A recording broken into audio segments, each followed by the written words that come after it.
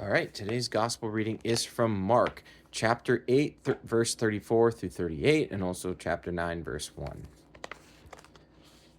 And when he had called people unto him with his disciples also, he said unto them, Whosoever desireth to follow after me, let him deny himself, and take up his cross, and follow me.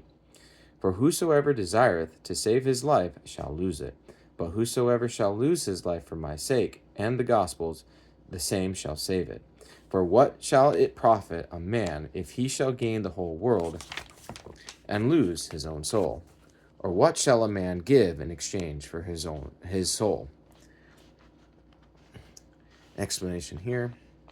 In this passage of St. Mark and the following commentary, the same word in Greek, psyche, has been translated as either life or soul. It has both those meanings.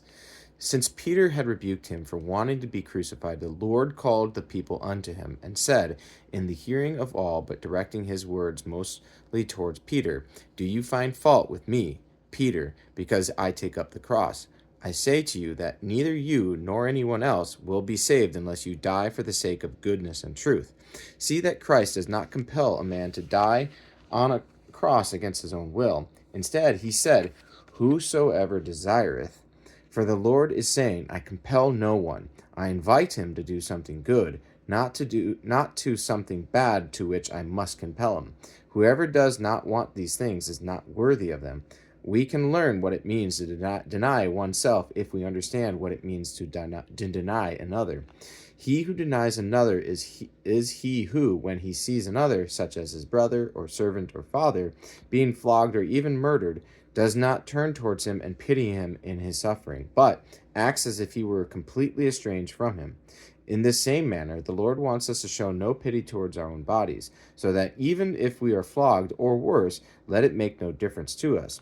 Let him take up his cross, that is, accept a most shameful death. For at that time to die on the cross was considered the most shameful of deaths. But since many were crucified for being bandits, the Lord added to the crucifixion something else, that one ought to have virtue. For this is what it means to follow me. Although his command that one give oneself over to death has seemed hard and cruel, the Lord straightway shows this commandment is given out of love for mankind. For whosoever shall lose his life for my sake shall find life, but the death of a condemned man or of one who hangs himself is not for Christ's sake, and brings no such reward. And on the contrary, he who appears to have saved his life far from finding life shall lose it by not remaining steadfast during his time of martyrdom. Do not say to me, but he has saved his life. It means nothing.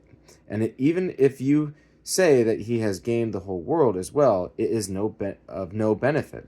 For no one can exchange money for his salvation.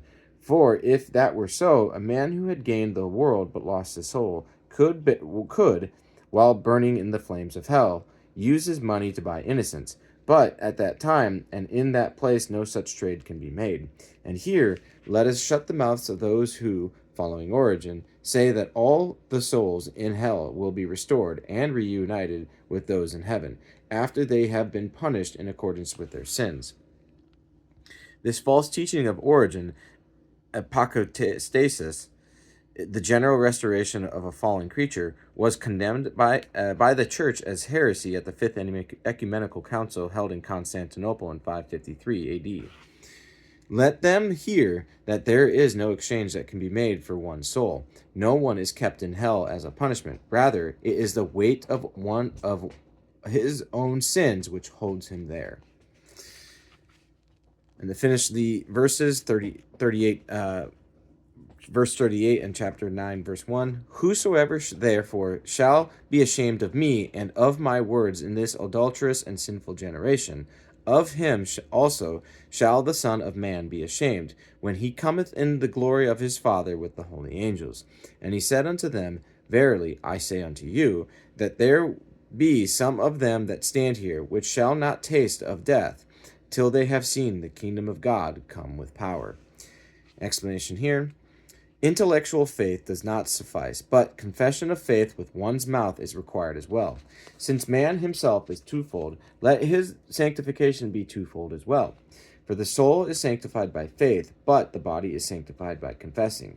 Whosoever therefore shall be ashamed to confess that the crucified one is his God, of him also shall the crucified one be ashamed. For the Lord shall judge that man to be an unworthy servant, when he comes with glory escorted by the angels, no longer in lowly form.